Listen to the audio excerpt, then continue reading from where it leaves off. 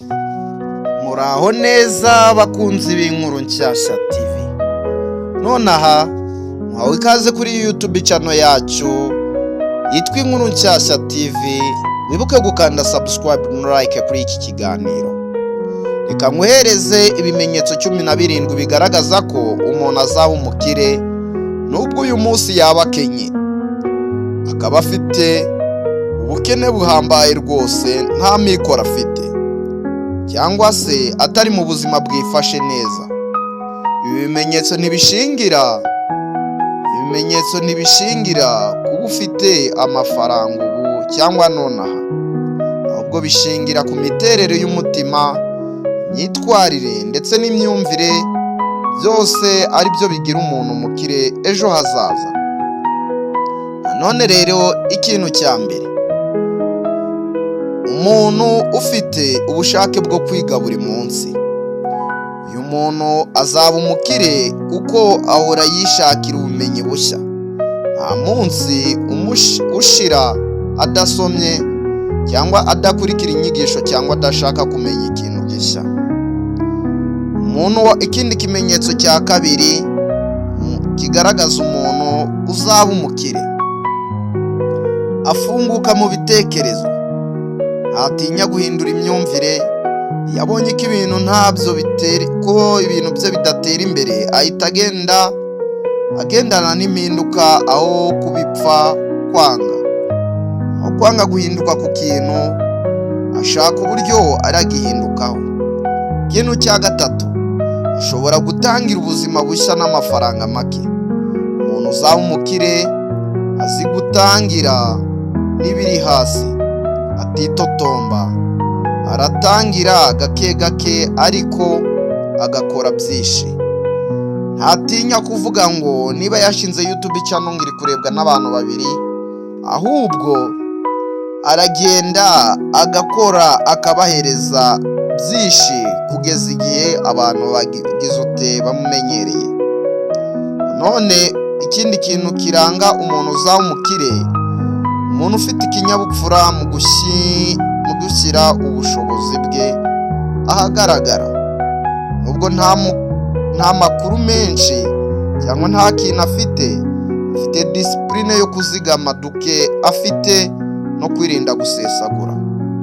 Cya gatanu, ntatinya gukora ibyo abandi batinya, agira aho abandi bahagarara ndetse agakora ibyo abandi bavuga ko bidashoboka. Nta jambo rijya rimubamo ngo biragoye, iryo jambo ngo rimuhagarike. Cya gatandatu, yubaha igihe, azi ko amafaranga n'amahirwe byose biterwa n'ukuntu ukoresha iminota n'isaha by'umunsi, ntasesagura igihe. Cya karindwi, afite amahame akomeye agenderaho, ntajya ahindagurika kuri byose, yemera kuri gukora cyane, yirinda uburiganya. Abantu nk'abo bahorana ibanga ryo gutera imbere. None icya munani, ashaka gutsinda ariko atagamije kwishimisha ku kanya, ahitamo inyungu za kure aho guhitamo ibyishimo by'akanya gato. Niyo mpamvu ejo hazaza he haba hari heza. Cya cyenda, ava ku nzozi zidasanzwe ariko zifite uburyo. Nanone afite inzozi nini ariko atazifatisha amagambo gusa, azishyira mu bikorwa. Cya cumi, agereranya ubuzima n'ishuri, nta kibazo kimukuraho umutwe. Iyo ahuye n'ikibazo akibona nk'ishuri rimwigisha. Cya cumi na rimwe rero, yumvikanisha ikigega cy'imbere gikunze kwitwa intuition. Umuntu uzaba umukire ahora yumva ko hari ikintu gikomeye kiri imbere ye nubwo ntawe ukimwizeye cyangwa umwizera. Cya cumi na kabiri, ntatinya gutakaza inshuti zimushora mu busa cyangwa mu bidafite umumaro. Azi kwitandukanya n'abamutera guhora yahora hasi ndetse akegera abamutera imbere, abantu bamuhereza motivation yo kujya mu byunguka. Cya cumi na gatatu, ashobora gukora wenyine igihe kinini.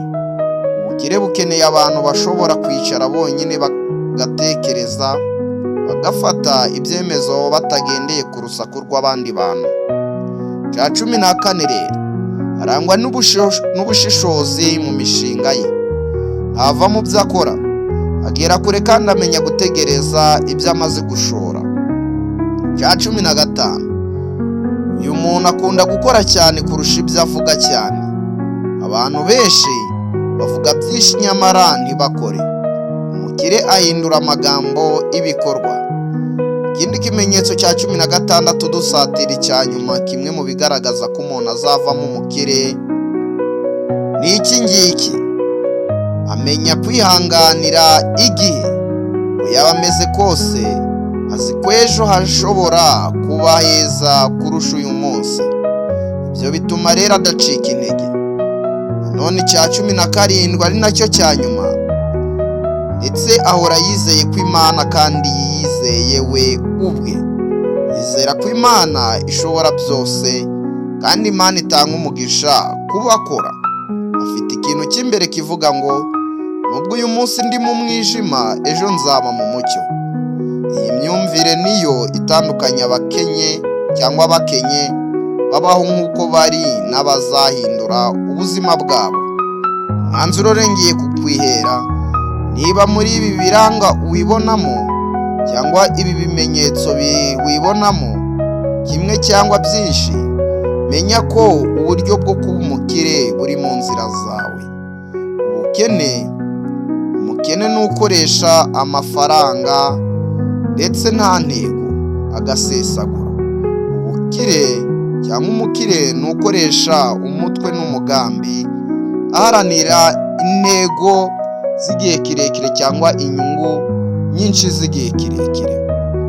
Ndetse ushaka nagukorera ibimenyetso byihariye bigaragaza ko ari wowe ubwe ushobora cyangwa ko ari wowe ubwawe ushobora kuba umukire hashingiwe ku byo ukora mu buzima bwawe bwa buri munsi. Ndabakunda cyane cyane. Yabagezaga iki cyegeranyo ni Fabien. Imana ikomeze ibandebera icyoroshye. Se wamaze gukanda subscribe kuri YouTube channel yacu, ntago wari wayikora. Niza rero neza kugiye kuyikora.